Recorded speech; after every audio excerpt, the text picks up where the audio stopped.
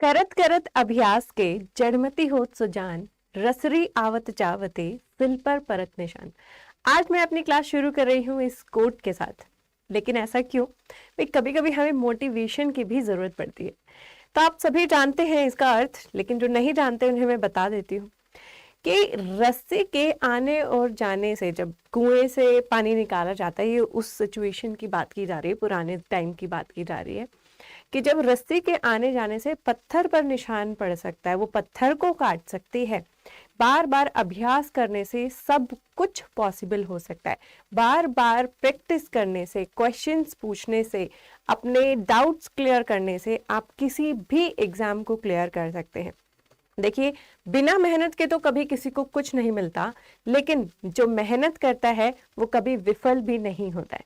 तो चलिए शुरू करते हैं हम आज का ये सेशन, जहां हम डिस्कस करेंगे प्लांट ब्रीडिंग के बारे में। जैसा कि मैंने आपको बताया था कि हम सीक्वेंस में चलने वाले हैं। It is week 2। पहले वीक में हमने जेनेटिक्स की कुछ रेगुलर क्लासेस की हैं अपने, जिसमें कॉमन टर्म्स समझने की कोशिश की है, उसके हिस्टोरिकल एक्सपेरिमेंट समझने की कोशिश की है। आज हम बात करेंगे प्लांट ब्रीडिंग की। प्लांट ब्रीडिंग क्या है, उससे रिलेटेड इंपॉर्टेंट टर्मिनोलॉजीज के बारे में भी जो है हम यहाँ पर बात करेंगे। Before heading towards the class, अगर आपने अभी तक अड्डा 24/7 की ऐप डाउनलोड नहीं की है, डू डाउनलोड दिस ऐप। ये ऐप जरूर डाउनलोड कीजिए। बहुत सारे फीचर्स हैं इस ऐप में। जॉब अलर्ट्स हैं, करंट अफेयर्स हैं, डेली क्विज हैं, पावर कैप्सूल्स हैं जो आपकी एग्जाम प्रिपरेशन को बूस्ट करते हैं। So go ahead and download the app right now. The link is in the description box. Link description box में है। जैसे लिंक पर क्लिक करेंगे you will be able to download this application. चलिए शुरुआत करते हैं अपने सेशन की। लेकिन उससे पहले, अगर आपने एग्रीकल्चर अड्डा 24/7 को सब्सक्राइब नहीं किया है, do subscribe to agriculture Adda 24/7।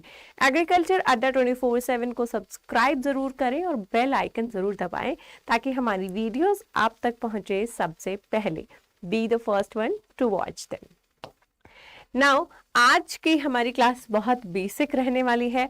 Of course आज हमारी प्लांट ब्रीडिंग की पहली क्लास है। वैसे हमारा लेक्चर नंबर 4 आ गया है। अगर आपने पिछली क्लासेस नहीं देखी हैं, you can go in the playlist and watch those classes. बात करते हैं प्लांट ब्रीडिंग की। तो प्लांट ब्रीडिंग एक बहुत ही इंपॉर्टेंट सब्जेक्ट है। देखिए, आज की इस भागती दौड़ती दुनिया में जहां पर पॉपुलेशन बढ़ती जा रही है, लैंड, एग्रीकल्चर लैंड जो है डिक्रीज होती जा रही है, ऐसे में हमें सबसे ज्यादा जरूरत है प्लांट ब्रीडर्स की। ऐसे प्लांट्स की जो हमें ईल्ड ज्यादा दें पर यूनिट लैंड से। यानी कि एक पर्टिकुलर सेलेक्शन, एक पर्टिकुलर डायरेक्शन में हमें काम करना होगा इसके लिए। अभी तक हमारा काम चल रहा था रफ यूजेस से, लेकिन अब हमें और साइंटिफिक तरीके से अप्रोच करना होगा अगर हमें सस्टेनेबिलिटी को मेंटेन रखना है। तो यही काम करता है प्लांट ब्रीडिंग, यानी कि प्लांट्स को इम्प्रूव करने का काम करता है, उनका जेनेटिक मेकअप इम्प्रूव करने का काम करता है plant breeding. How it is related to genetics, क्योंकि मैंने जो अपने लेक्चर्स हैं, लेक्चर 1st, 2nd, 3rd, उनमें मैंने आपको पहले जेनेटिक्स क्यों पढ़ाया। किसी भी चीज को इम्प्रूव करने के लिए दो अलग अलग चीजों की जरूरत होती है। One is proper agricultural practices, या फिर जैसे कि हम ह्यूमन बींग्स की बात करें तो उसको प्रॉपर न्यूट्रिशन मिल रहा है कि नहीं, प्रॉपर एनवायरनमेंट मिल रहा है कि नहीं, वो एक फैक्टर है, राइट। तो वो आपको प्रॉपर एग्रोनॉमिक प्रैक्टिसेस में मिलेगा। And second is the DNA, the genes responsible for that trait.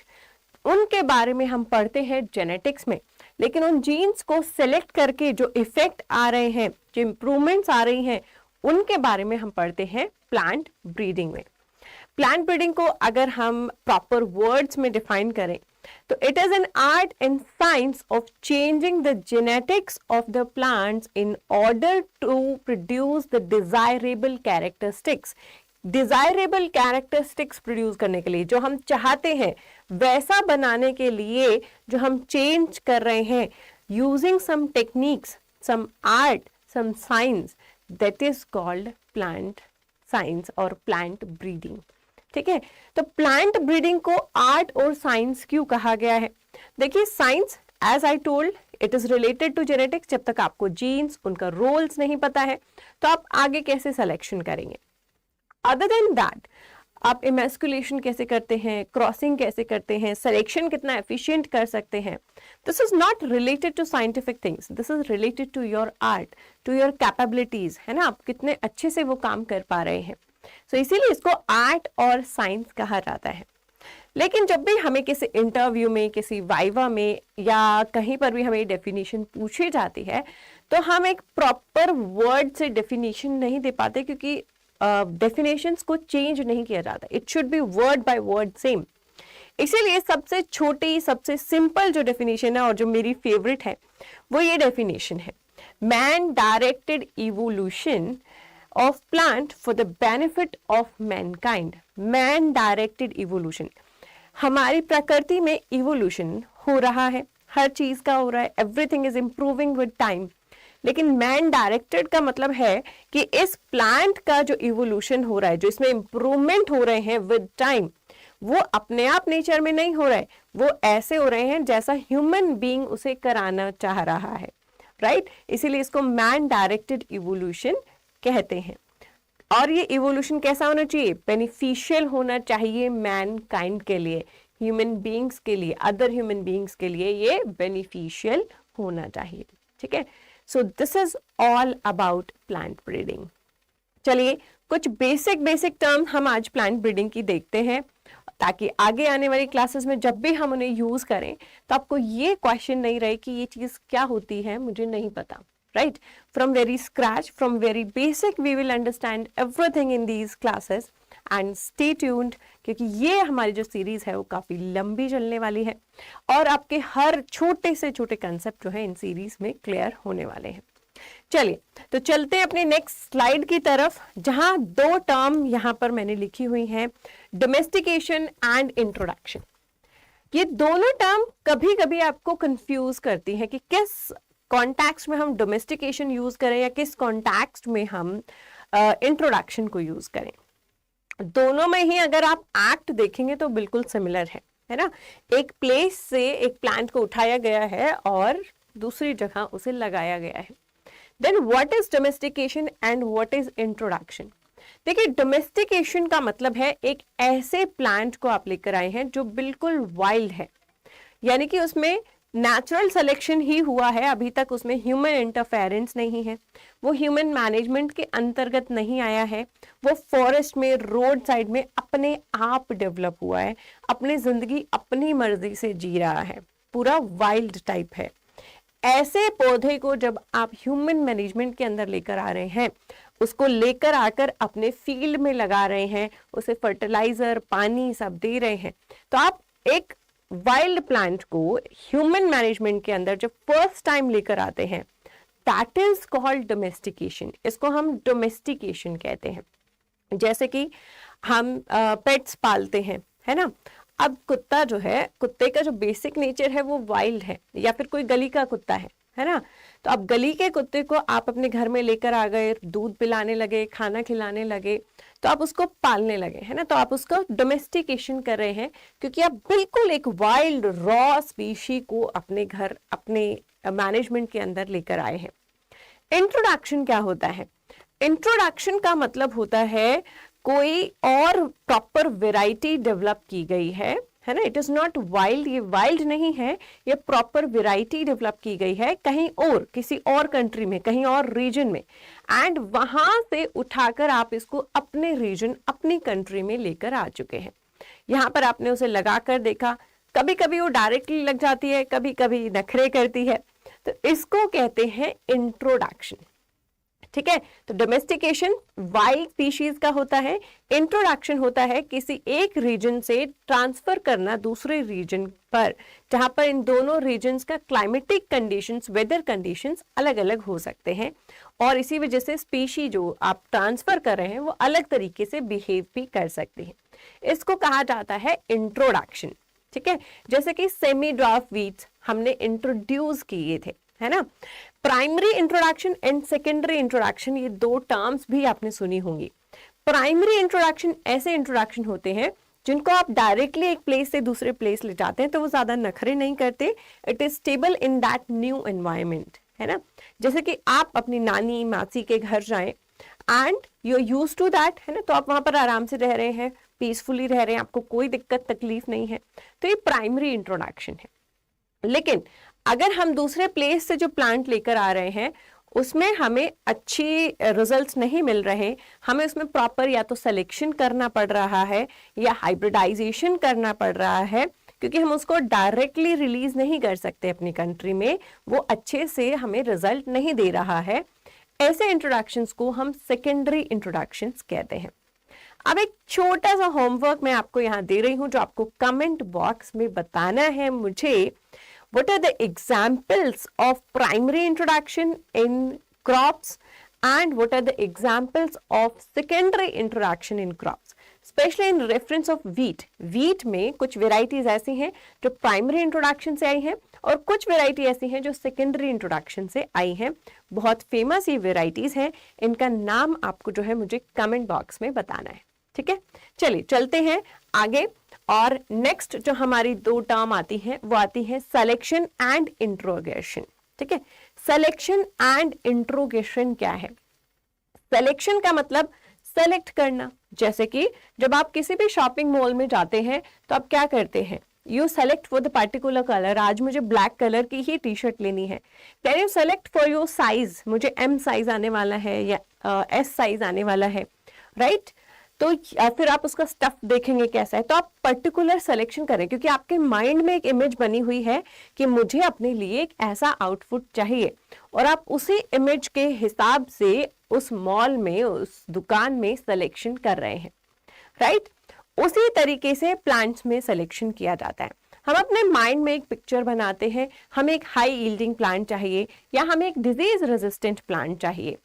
ऐसे प्लांट्स जो हम अपने इमेजिनेशन में बना चुके हैं उनको हम फील्ड पर ढूंढते हैं, सेलेक्ट करते हैं, और जिन प्लांट्स को सेलेक्ट किया जाता है सिर्फ उन्हीं को रिप्रोड्यूस करते हैं, करने देते हैं एक्चुअली, बाकियों को हम रिजेक्ट कर देते हैं। यानी कि जिनको हम सेलेक्ट नहीं कर रहे उनको हम रिप्रोड्यूस भी नहीं करने देंगे, ताकि सिर्फ जिनको हम सेलेक्ट कर रहे हैं उन्हीं के जीन्स आगे जनरेशन में जाएं और उन्हीं के जीन्स एक्यूमुलेट हों और वो ट्रेट इंप्रूव हो सके। यानी कि किसी भी ट्रेट को इंप्रूव करने के लिए हम सिलेक्शन करते हैं। Now what is integration? Integration क्या होता है? इंट्रोग्रेशन का मतलब है कि एक पर्टिकुलर वैरायटी है जो परफेक्ट है बट उसमें एक कमी रह गई है ना। Nobody is perfect in this world, इस पूरी दुनिया में परफेक्ट तो कोई नहीं है, एक आधी कमी सभी में है। तो अगर हम इस वैरायटी को सर्वगुण संपन्न बनाना चाहते हैं, यानी कि इस एक कमी को हम दूर करना चाहते हैं, तो इसके लिए हम उसमें एक ऐसा प्लांट ढूंढेंगे जिसमें वो कमी पूरी हो रही है ना। जैसे जनरली जो कमियां हमारे अंदर होती हैं, हम क्या कोशिश करते हैं, एटलीस्ट हमारे लाइफ पार्टनर में वो कमी ना हो, ताकि हम एक दूसरे को बैलेंस कर सके, है ना। भाई मैं ज्यादा खर्चीली हूं तो हस्बैंड थोड़ा ऐसा हो कि पैसे सेव कर ले, तो आसान रहेगी जिंदगी। तो ऐसे ही यहाँ पर होता है, हम एक ऐसा डोनर ढूंढते हैं जहां उसके पास वो ट्रेट है, वो डोनर से ट्रेट लिया जाता है और क्रॉसिंग के द्वारा वो ट्रेट इस प्लांट में डाला जाता है। इसको कहते हैं इंट्रोग्रेशन। ये बैक क्रॉस मेथड से किया जाता है, जिसको हम आगे अपने क्लासेस में डिटेल्स में पढ़ने वाले हैं, ठीक है। यानी कि अगर कोई एक कमी मुझ में है, if I am a plant, तो दूसरे किसी प्लांट से वो जीन मेरे अंदर डाला जा रहा है, but not by transgenic meaning, है ना। ट्रांसजेनिक नहीं है ये, है ना। बाहर से जीन जरूर आ रहा है, दूसरे डोनर से जीन जरूर आ रहा है, बट नेचुरल क्रॉसिंग के द्वारा आ रहा है, ट्रांसजेनिक्स के द्वारा, जीएमओस के द्वारा या बायोटेक्नोलॉजी के द्वारा नहीं आ रहा है, नेचुरल क्रॉसिंग के द्वारा आ रहा है। तो इसको कहा जाता है इंट्रोग्रेशन, जो कि अक्सर बैक क्रॉस के द्वारा किया जाता है। चलिए नेक्स्ट टर्म्स देखते हैं। Which are the next terms which can confuse us और we should know them? These are crossing or hybridization. What is crossing or hybridization? Crossing या hybridization दोनों ही synonym words हैं, एक दूसरे के places पर use किए जाते हैं, राइट। क्रॉसिंग करेंगे तभी हाइब्रिडाइजेशन होगा। क्रॉसिंग का क्या मतलब है? क्रॉसिंग का मतलब है कि आप दो अलग अलग प्लांट्स को लेते हैं और एक प्लांट को एज अ मेल चूज करते हैं और दूसरे प्लांट को आप एज अ फीमेल चूज करते हैं। जिसको मेल चूज करते हैं उसके पॉलेंस कलेक्ट करते हैं और जो फीमेल चूज करते हैं उसके स्टिग्मा पर ट्रांसफर कर देते हैं। This act is called crossing. जब ये क्रॉसिंग ओवर होती है इससे एक नया बीज बनता है जो दोनों के कॉम्बिनेशन से बनता है, उसको कहते हैं हाइब्रिड और इस प्रोसेस को कहते हैं हाइब्रिडाइजेशन। जैसे कि आप मेरे पीछे देख रहे हैं, आपको दो कलर के फ्लावर्स दिख रहे हैं, one is red and one is blue. अभी जो रेड और ब्लू फ्लावर है यानी कि दो अलग अलग पेरेंट्स हैं, जब ये फ्यूज होते हैं और जाइगोट बनाते हैं, the hybrid is of purple colour, है ना, क्योंकि लाल और नीला जब भी हम कलर में मिलाते हैं, अगर आपको कलर सेंस नहीं है तो इसको ढूंढ भी सकते हैं, तो क्या होगा, पर्पल कलर बनेगा, है ना। जैसे कि हम भी क्या है, हम अपने पेरेंट्स का मिक्सचर है, राइट। कुछ ट्रेट्स हमें पेरेंट्स से आए हैं, मॉम से आए हैं, कुछ फादर से आए हैं, so we are a hybrid of both the parents, right. तो इसको कहते हैं हाइब्रिडाइजेशन। इस प्रोसेस को क्या कहा जाता है, हाइब्रिडाइजेशन। जैसे कि आप यहाँ पर देख रहे हैं, ये जो फूल पकड़ा हुआ है, जो अटैच्ड है हमारे प्लांट से, ये फीमेल है, ठीक है। फीमेल को अगर हम तोड़ देंगे तो फिर सीड कैसे बनेगा। जो फूल ये बाहर से लेकर आ रहा है, जो टूटा हुआ उसके हाथ में है, that is a male flower, जिसको मेल प्लांट लिया गया है और उसको फीमेल पर ऊपर जो है स्टिग्मा पर वो रब करा जा रहा है बहुत सॉफ्टली कि वो डैमेज ना हो, लेकिन इतना कि उसके पॉलेंस उस पर ट्रांसफर हो पा रहे हैं, ठीक है। तो ये क्या करवा रहा है, क्रॉसिंग करवा रहा है। इस क्रॉसिंग की वजह से आपको क्या मिलता है, हाइब्रिड मिलता है और इस प्रोसेस को ही हाइब्रिडाइजेशन कहते हैं। तो कई बार होता है यार, क्रॉसिंग कहाँ यूज करना है या हाइब्रिडाइजेशन कहाँ यूज करना है, this are synonym to each other, ये तो एक दूसरे के सिनोनिम है, राइट। तो इनमें अब आगे हमें कंफ्यूज नहीं होना है। Moving towards the next term, चलते हैं नेक्स्ट टर्म की तरफ। अगर बात हुई है हाइब्रिडाइजेशन या क्रॉसिंग ओवर की, तो यहाँ पर दो और टर्म्स हमें मिलती हैं, donor parent and recurrent parent, है ना। Donor parent, as I said introgression में भी, जिससे हम एक जीन ले रहे हैं, है ना, जिससे हम एक जीन ले रहे हैं वो हमें कुछ दे रहा है, तो वो क्या है, डोनर है ना। आप किसी को पैसे दे रहे हैं, कोई रोड साइड पे सिग्नल पे लोग आ जाते हैं, तो आप क्या हैं, आप डोनर हैं, क्योंकि आप उसे कुछ दे रहे हैं। तो जिस प्लांट से हम कोई जीन, कोई स्पेसिफिक ट्रेट से रिलेटेड जीन ले रहे हैं, उस प्लांट को हम डोनर पेरेंट कहते हैं। डोनर पेरेंट हमेशा हमेशा एक ही बार क्रॉस करता है पूरे प्रोसीजर में, ठीक है। जैसे कि मैंने आपको कहा कि हम बैक क्रॉस को प्रॉपरली रीड करेंगे तब आपको ये टर्म्स या और ये चीजें जो है और बेटर क्लियर होंगी। लेकिन रिकरेंट पेरेंट, अब हमने इसका नाम रिसीवर क्यों नहीं रखा, लेने वाला तो रिसीवर होता है, हमने इसका नाम रिकरेंट क्यों रखा। ऑफ कोर्स ये रिसीवर है क्योंकि जो इस डोनर पेरेंट ने जीन दिया है वो रिसीवर ने रिसीव किया है ना। ये जो रिसीवर ने रिसीव किया है इसको हम रिकरेंट पेरेंट इसलिए कहते हैं क्योंकि ये जो हमारा मॉडल है इसमें बार बार क्रॉसिंग करवाई जाती है, तो इसीलिए इसको रिकरेंट पेरेंट कहा जाता है, क्योंकि उसको बार बार क्रॉसिंग करवाया जा रहा है, बार बार रिपीटेशन करवाया जा रहा है, तो इसको हम रिकरेंट पेरेंट कहते हैं। बार बार रिपीटेशन क्रॉसिंग क्यों करवाई जाती है, ताकि ज्यादातर ट्रेट्स हमारे रिकरेंट पेरेंट जैसे हों और सिर्फ डोनर ट्रेट ही हमें डोनर से मिले, बाकी उसका कोई और ट्रेट हमें अपने प्लांट में ना मिले। क्योंकि हमारी वैरायटी ऑलमोस्ट सर्वगुण संपन्न थी, सब अच्छा था, सिर्फ एक ही ट्रेट खराब था, वो एक ट्रेट हमें डोनर से चाहिए, बाकी सब हमें रिकरेंट से चाहिए। बाकी ज्यादातर उसके ट्रेड्स रिकरेंट से मैच होंगे क्योंकि रिकरेंट को बार बार उससे क्रॉस करवाया जाएगा, तो उसे रिकरेंट पेरेंट कहते हैं, right. So these are the two terms, donor parent and recurrent parent. Moving towards next, discontinuous variation या कंटिन्यूअस वेरिएशन या कैरेक्टर्स, या आपने क्वांटिटेटिव या क्वालिटेटिव ट्रेड्स, ये बहुत सारे नाम आपने सुने होंगे, है ना। What are these things guys? Quantitative, quantity means number ज्यादा होने वाला है ना, क्वांटिटी इज ह्यूज। तो यहाँ पर जो जीन्स हैं वो बहुत सारे हैं, जो बहुत सारे जीन्स हैं वो सिर्फ एक ट्रेट को गवर्न कर रहे हैं, तो ये क्वांटिटेटिव ट्रेट्स होते हैं। जैसे कि हमारा स्किन कलर, हमारे स्किन कलर में कितनी सारी वेरिएशंस होती हैं, है ना, brown, light brown, dark brown, बिल्कुल fair, reddish fair, pinkish fair, बहुत सारे कलर वेरिएशंस हैं, राइट। हम सब लोगों के स्किन टोन्स कितने अलग हैं। वो इतने अलग क्यों हैं? क्योंकि वहां पर बहुत सारी जीन्स हैं जो इस एक ट्रेट को गवर्न कर रही है। अब उनमें से कौन से रिसेसिव है, कौन सी डोमिनेंट है, बहुत सारे कॉम्बिनेशंस बनते हैं। उन बहुत सारे कॉम्बिनेशंस की वजह से बहुत सारी वेरिएशंस क्रिएट होती हैं। ऐसे वेरिएशंस को हम डिस्क्रीट ग्रुप्स में नहीं बांट सकते, है ना। हम ये तो नहीं कर सकते कि ये ब्राउन है और ये व्हाइट्स है, लाइट ब्राउन वाला भी बीच में आ जाता है, राइट। तो आप इनको डिस्क्रीट यूनिट्स में नहीं बांट सकते, यानी कि डिस्क्रीट ग्रुप्स में नहीं बांट सकते हैं। इनकी जो वेरिएशन होती है वो कंटिन्यूअस होती है, थोड़ा थोड़ा थोड़ा थोड़ा डिफरेंस है सब में, है ना। आप मुझे ऐसे लाइन में खड़ा कर देंगे सब स्किन कलर वालों को तो आपको दिखेगा ना कि इनमें थोड़ा थोड़ा डिफरेंस है। लेकिन अगर मैं आपको कहूँ कि इन्हें कैटेगराइज कर दीजिए तो आप कहेंगे कैटेगराइज करना मुश्किल होगा। Same is with the height, है ना। ऐसा तो नहीं है कि सीधा 5 फुट का इंसान होता है इंडिया में और फिर सीधा 6 फुट का इंसान होता है। तो अगर मैं कहूंगी कि हाइट की अलग अलग क्लासेस बनाइए तो आप करेंगे ये 5 फुट के इंसान हो गए और ये 6 फुट के इंसान हो गए। 5.1 भी आएगा, 5.2 भी आएगा, 5.3 भी आएगा, है ना। तो इनको पर्टिकुलर क्लासेस में बांटना डिफिकल्ट हो जाता है क्योंकि इनकी जो वेरिएशन होती है वो कंटिन्यूअस होती है।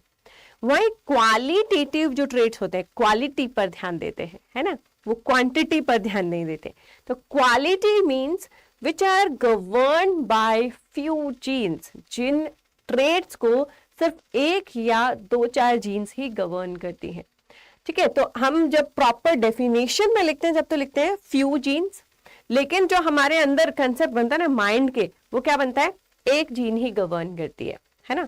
लेकिन हमेशा एक जरूरी नहीं है, 2 हो सकती हैं, राइट। लेकिन इसीलिए इसे को फ्यू जीन्स लिखा जाता है, which are govern by few genes, यानी कि ज्यादा जीन्स इस ट्रेट को गवर्न नहीं कर रही हैं। तो ज्यादा जीन्स जब एक ट्रेट को गवर्न नहीं करती हैं तो उन्हें डिस्क्रीट यूनिट में बांटना आसान होता है। जैसे कि अगर एक ट्रेट जो है अगर एक ही जीन के द्वारा डाला जाता है, जैसे कि यहाँ पर देखिए ये क्वांटिटेटिव ट्रेट है, ये क्वालिटेटिव ट्रेट है। तो यहाँ पर मान लीजिए जो प्लांट हाइट है वो एक ही जीन के द्वारा जो है गवर्न की जा रही है। तो सीधी बात है कि यहाँ पर इनमें कैपिटल टी होगा, है ना, और इनमें स्मॉल टी होगा, क्योंकि जीन तो एक ही है, एलिल ही डिफरेंट हो सकता है। तो इसमें आपको कोई भी ऐसा नहीं मिलेगा जो इतनी हाइट का होगा या इतनी हाइट का होगा या इतनी हाइट का होगा। यहाँ पर या तो सीधा लंबा है या सिर्फ सीधा छोटा है। तो अब मैं कहूंगी इनको अलग अलग कीजिए। आप लंबे लंबे पौधों को अलग कर लेंगे, यानी कि कैपिटल टी अलग कर लेंगे, स्मॉल टी आप अलग कर लेंगे, छोटे छोटे पौधों को अलग कर लेंगे। इनको अलग करना आसान है।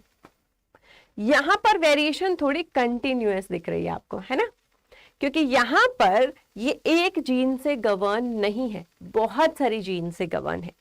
जैसे कि एक जीन तो यहाँ पर टी है, दूसरी जीन का नाम हम आर ले लेते हैं, ठीक है। ये 2 जीन से इस ट्रेट को गवर्न कर रही है। जो सबसे लंबा है उसमें दोनों कैपिटल नेचर में है, इसलिए वो सबसे लंबा है। उससे थोड़ा सा जो छोटा है उसमें एक पूरा कैपिटल में है लेकिन एक हेट्रोजाइगस नेचर में है। दूसरा उससे भी छोटा है, तो हो सकता है इसमें दोनों कैपिटल और दोनों स्मॉल हो, है ना। और जो सबसे छोटा है उसमें सारे के सारे स्मॉल हो सकते हैं। तो क्योंकि ये 2 जीन से गवर्न है तो यहाँ पर हमारे पास कॉम्बिनेशंस ज्यादा बनते हैं। कॉम्बिनेशन ज्यादा बनते हैं तो वेरिएशन हमारे पास यहाँ कंटिन्यूअस आती है। कंटिन्यूअस वेरिएशन का ग्राफ इस तरीके का बेल शेप मिलेगा, क्योंकि कुछ प्लांट्स छोटे हैं, कुछ लंबे हैं, लेकिन जो सबसे ज्यादा प्लांट्स आपको मिलते हैं इसमें, है ना, सबसे ज्यादा प्लांट्स आपको इसमें जो मिलेंगे वो कौन से मिलेंगे, बीच वाले ट्रेट के, यानी कि एवरेज ट्रेट के सबसे ज्यादा ह्यूमन बींग्स होंगे। जैसे कि हम बात करें हाइट की ही, है ना, ज्यादातर ह्यूमन बींग्स आपको 5 फुट से 6 फुट के बीच में मिलते हैं। 6 फुट से ऊपर भी कम मिलते हैं और 5 फुट से नीचे भी कम मिलते हैं, यानी कि एवरेज के आसपास पॉपुलेशन ज्यादा होती है, एक्सट्रीम्स पर पॉपुलेशन थोड़ी कम होती है, नंबर जो है उनका कम होता है। वहीं जो क्वालिटेटिव ट्रेट्स हैं, क्वालिटेटिव ट्रेट्स जो है आपके, क्वालिटेटिव ट्रेट्स में आप प्रॉपर बार्स बना सकते हैं। भाई ये सारे टॉल वाले हैं, ये सारे शॉर्ट वाले हैं, है ना, आपने प्रॉपर अलग अलग क्लासेस बना दी है, तो ये आप कर सकते हैं क्वालिटेटिव ट्रेट्स में। चलिए आगे चलते हैं नेक्स्ट स्लाइड पर। बैलेंस्ड एंड अनबैलेंस्ड पॉपुलेशन है ना। बैलेंस्ड अनबैलेंस्ड पॉपुलेशन क्या होती है? एक बैलेंस्ड पॉपुलेशन वो होती है जिसमें दोनों पेरेंट्स का इक्वल योगदान होता है, उसे बैलेंस्ड पॉपुलेशन कहा जाता है। Individuals in a balanced population have equal genetic contribution of each parent. Her parent का इक्वल कंट्रीब्यूशन है। 50% माँ से है तो 50% फादर से आया है। ऐसी पॉपुलेशन को बैलेंस्ड पॉपुलेशन कहते हैं। जैसे F2 पॉपुलेशन है, एक बैलेंस्ड पॉपुलेशन है। रिल्स है, एक बैलेंस्ड पॉपुलेशन है। लेकिन अनबैलेंस्ड पॉपुलेशन क्या होती है?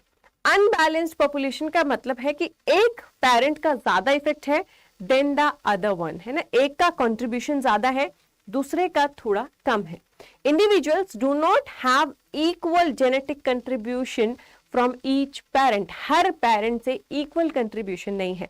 70% माँ से मिल रहा है, 30% फादर से मिल रहा है। अब यहाँ पर जो कंट्रीब्यूशन है वो इक्वल नहीं है। ऐसी पॉपुलेशन को, ऐसे इंडिविजुअल्स को हम अनबैलेंस्ड पॉपुलेशन कहते हैं। यानी कि अगर हम उसे एज अ पॉपुलेशन देखें तो ज्यादातर जो है मदर जैसे मिल रहे हैं, है ना। 100 इंडिविजुअल हैं, 70 मदर जैसे हैं, 30 फादर जैसे हैं, right. So they are unbalanced. यहां पर क्या होगा बैलेंस्ड पॉपुलेशन में? बैलेंस्ड पॉपुलेशन में होगा कि अगर हम उनको अलग अलग करें तो 50 मदर जैसे, 50 फादर जैसे हैं, है ना। यानी कि ट्रेट का जो है कंट्रीब्यूशन वो इक्वल रहता है प्रोजेनीज में। This is balanced and unbalanced population. Next terms are artificial selection. What is artificial selection? देखिए, natural selection and artificial selection, ये दो टर्म होती है। नेचुरल सिलेक्शन अपने आप हो रहा है हमारे चारों तरफ, है ना। भाई आज हमारे नॉर्थ इंडिया में हम देखें कि भाई गर्मियों में टेम्परेचर 50 डिग्री पहुंच जाता है, लास्ट 45 टू 50 डिग्री हम कह सकते हैं कि हो जाता है, राइट। अगर इतने टेम्परेचर पे आप किसी ऐसे इंडिविजुअल को लेकर आए जो ठंडी कंट्री से हो, तो वो बेचारा इस गर्मी को बर्दाश्त नहीं कर पाएगा, क्योंकि वो उस चीज के लिए नहीं बना, उसकी इवोल्यूशन उस टाइप से नहीं हुई है। हालांकि हम झेल जाते हैं क्योंकि हम इसी एनवायरनमेंट में रहे हैं। यानी कि टाइम टू टाइम जो इवोल्यूशन हो रहा है वो अपने आप सिलेक्शन कर रहा है। जो वीक इंडिविजुअल्स होंगे वो मर जाएंगे, जो स्ट्रॉन्ग इंडिविजुअल्स होंगे वही जिंदा रहेंगे, राइट। इसी को नेचुरल सिलेक्शन कहते हैं। आर्टिफिशियल सिलेक्शन का मतलब है कि नेचर कोई सिलेक्शन नहीं कर रहे, सिलेक्शन कर रहे हैं आप, यानी कि ह्यूमन बीइंग्स जो सिलेक्शन करते हैं उसे आर्टिफिशियल सिलेक्शन कहा जाता है। बहुत पुराने टाइम से ह्यूमन बीइंग्स जो है सिलेक्शंस कर रहे हैं। जब वो फॉरेस्ट में रहते थे, लेकिन जब से उन्होंने क्रॉप लगाना शुरू किया तो उन्होंने देखा कि कुछ प्लांट्स हेल्दी हैं और कुछ से जो हमें सीड मिल रहा है उतना हेल्दी नहीं है। जो अनहेल्दी सीड था they used it for the consumption, लेकिन जो हेल्दी सीड था वो उन्होंने नेक्स्ट जनरेशन में रखा कि नेक्स्ट टाइम हम जो सोइंग करेंगे वो हेल्दी सीड से करेंगे। तो रफली उन्हें भी पता था कि उन्हें सिलेक्शन करना है। इसी को आर्टिफिशियल सिलेक्शन कहते हैं। आर्टिफिशियल सिलेक्शन सबसे पहले चार्ल्स डार्विन ने जो है ये टर्म खोजी है, या उन्होंने ये टर्म दी है अपनी बुक में जिसका नाम था ओरिजिन ऑफ स्पीशीज, जिसमें उन्होंने आर्टिफिशियल सिलेक्शन के बारे में बात की है। चलिए moving ahead with our next slide, जहां पर हम अपनी एक और दो टर्म समझने की कोशिश करेंगे। उनमें से फर्स्ट है breeding value. Most of the students does not know this, what is breeding value, है ना। कहीं पर पूछ ले ब्रीडिंग वैल्यू क्या होती है। So breeding value is deviation from the average, है ना। आप जो परिवार में सारे बच्चे हैं, आप उनमें सबसे इंटेलिजेंट हो, तो आपके अंदर डेविएशन है उस पॉपुलेशन के एवरेज से, उससे कुछ हटकर आप परफॉर्म कर पा रहे हैं, यानी कि इसको ब्रीडिंग वैल्यू कहा जाता है, ठीक है। Breeding value is the deviation of the progeny generated by given progenitor. जिस प्रोजेनेटर यानी कि आपके पेरेंट्स ने आपको जन्म दिया है, दे आर योर प्रोजेनेटर्स, आप उनकी प्रोजेनी है और आप डेविएट कर रहे हैं नॉर्मल एवरेज रेफरेंस से। यानी कि मान लीजिए 10 बहन भाई हैं, उनमें से एक एक्स्ट्रा ऑर्डिनरी निकल जाता है ना। तो वो उस पॉपुलेशन से क्या कर रहा है, डेविएट कर रहा है। This is called breeding value. Extra ordinary perform करना, एवरेज से डेविएशन जो है लेकर आना, उसको जो है ब्रीडिंग वैल्यू में काउंट किया जाता है। जनरली बच्चे जो है पेरेंट्स पे जाएंगे, पेरेंट्स के आसपास उनके ट्रेट्स होंगे, पेरेंट्स के आसपास उनकी इंटेलिजेंस होगी, है ना, लेकिन उससे डेविएशन जो शो करेगा उसको ब्रीडिंग वैल्यू कहा जाता है, राइट। उसके बाद एक टर्म आती है काइमेरा। ये आप फ्लावर देख रहे हैं पीछे, ये आधा रेड और आधा व्हाइट है, this is called chimera. Chimera का मतलब है दो ट्रेट एक साथ हैं, है ना, टू ट्रेट्स आर एक साथ right, means two genetically dissimilar cells are in the same flower, right. तो इसको जो है काइमेरा कहा जाता है। आपने कभी कभी सुना होगा, हालांकि that is due to different grafting techniques और बड टेक्निक्स, लेकिन आपने सुना होगा एक आम के पेड़ पर 2-3 वेराइटीज ऑफ मैंगो लग रहा है।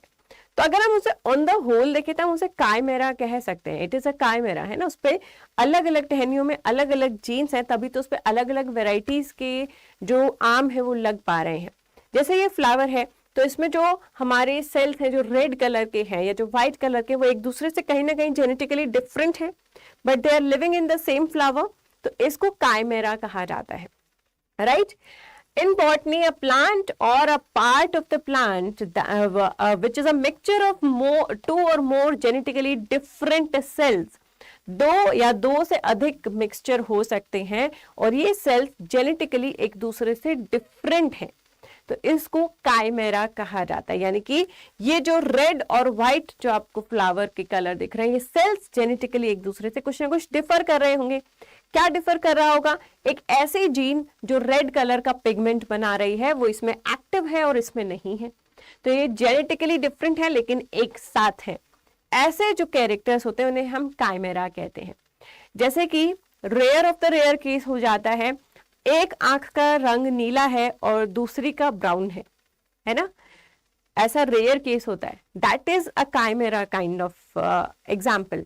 क्योंकि आई का जो प्यूपिल है हमारा, उसका जो कलरेशन है वो जीन से गवर्न होगा, तो या तो दोनों ब्राउन होनी थी या तो दोनों नीली होनी थी, लेकिन एक नीली एक भूरी है, that person is a chimeric. उसमें दोनों जीन्स हैं और दोनों एक्टिव हैं, तो इसीलिए उसकी एक आंख नीली है और एक आंख भूरी है ना। तो इसको हम जो है काइमेरा बोलते हैं। नाउ आपने ऐसा ही फ्लावर को डोमिनेंस में भी देखा होगा, जिसको हम जेनेटिक्स में पढ़ने वाले हैं। बाय जस्ट सीइंग, देखने से आप ये कभी नहीं बता सकते कि ये को डोमिनेंस है या ये काइमेरा है, ठीक है। तो उसके बारे में हम बात करेंगे जेनेटिक्स की क्लास में, कि अगर हमें पता लगाना हो what is the difference between chimera and what is the difference between को डोमिनेंस, तो कैसे पता लगा सकते हैं, ठीक है। तो वो हम जेनेटिक्स में डिस्कस करेंगे। Next term is your clones. Clones क्या होते हैं? टू सिमिलर इंडिविजुअल्स, है ना, राम और श्याम, सीता और गीता, जुड़वा मूवी तो सभी ने देखी होगी। दीज आर क्लोन्स, यानी कि ऐसे इंडिविजुअल जो 100% सेम है, उन्हें क्लोन्स कहते हैं। They are the clones of each other. इनका जेनेटिक मेकअप एक दूसरे से बिल्कुल 100% मैच होता है। अक्सर क्लोन्स सेक्सुअल रिप्रोडक्शन से नहीं बनाए जाते प्लांट्स में, एसेक्सुअल रिप्रोडक्शन या प्लांट टिश्यू कल्चर से बनाए जाते हैं, क्योंकि सेक्सुअल रिप्रोडक्शन में दो अलग अलग पेरेंट्स के जीन्स मिक्स होंगे, वेरिएशन क्रिएट होगा, तो उससे क्लोन्स नहीं बन पाएंगे, ठीक है। सो क्लोन्स क्या है? 100% जेनेटिकली सेम इंडिविजुअल्स को क्लोन्स कहते हैं। रोबोट मूवी आप सभी लोगों ने देखी होगी, है ना, उसमें रोबोट के क्लोन्स बनाए जाते हैं, छोटे छोटे 2.0 वर्जन, राइट। तो वो क्या है? वो क्लोन्स हैं, सब सिमिलर है, जस्ट वर्जन छोटा है, साइज छोटा है। सो क्लोन्स का मतलब होता है which has the same information, sorry, which has the same genetic information, but अगर इनमें भी वेरिएशन क्रिएट होती है तो उसको हम सोमा क्लोनल वेरिएशन कहते हैं। सोमा क्लोनल वेरिएशन, अगेन ये आने वाली क्लासेस में हम समझेंगे कि सोमा क्लोनल वेरिएशन क्यों होता है अगर वो 100% जेनेटिकली सेम इंडिविजुअल्स हैं। तो इनके बारे में भी हम आगे आने वाली क्लासेस में डिस्कस करेंगे। आज की क्लास हम यहीं पर समाप्त करते हैं। आज हमारी फर्स्ट क्लास थी, बहुत ही बेसिक इस क्लास में अप्रोच रखी हमने कि छोटी छोटी जो टर्म्स हैं जो हमें कंफ्यूज करती हैं वो हम समझें, ताकि आने वाली क्लासेस में जो टर्म्स यूज होने वाली हैं वो ईजी रहे। Right, these are your batches guys. आपको जो हमारे ICAR प्लांट साइंसेस का बैच है रिकॉर्डेड फॉर्म में मिल सकता है। You can buy it in the recorded form, right, और अपने प्लांट साइंसेस की तैयारी कर सकते हैं और भी बेहतरीन। साथ ही साथ आपका IBPS AFO या MP RIO का बैच है। प्राइसेस यहाँ पर सबके लिखे हुए हैं और सभी की आपको अवेलेबिलिटी होती है अड्डा 24/7 की ऐप पर, तो ऐप को जरूर डाउनलोड करें। Right, and do not forget to use this code Y448, 4+4 8 होते हैं। राइट, Y448 यूज करके you will get the maximum discount at that time जो भी अवेलेबल होगा, and you can enrol in these batches. लेकिन what about if you want a thing जहां पर आप डिफरेंट एग्जाम्स की तैयारी कर पाएं, तो आप एग्रीकल्चर महापैक में एनरोल कर सकते हैं। इसमें जितने भी एग्रीकल्चर अड्डा पर क्लासेस चल रही हैं उनके लाइव एक्सेस आपको मिलता है, और ना सिर्फ क्लासेस का लाइव एक्सेस मिलता है, इसमें आपको इसके टेस्ट सीरीज और ई बुक्स यानी कि एक पूरा पैकेज मिलता है जिसमें आप डिफरेंट एग्रीकल्चरल एग्जाम्स की तैयारी एक साथ कर सकते हैं। The price is written here 7,359 and of course this is a discounted price with the code Y448A। Right, तो Y448 को लगाना ना भूलें। सेशन कैसा लगा ये जरूर बताएं, और जो क्वेश्चन जो होमवर्क मैंने दिया है, what are the examples of primary introduction and secondary introduction, do mention in the comment box. Okay, अभी के लिए अलविदा, गुड बाय। मिलते हैं Wednesday 7 PM only on agriculture Adda 24/7। Do like the session and share the session.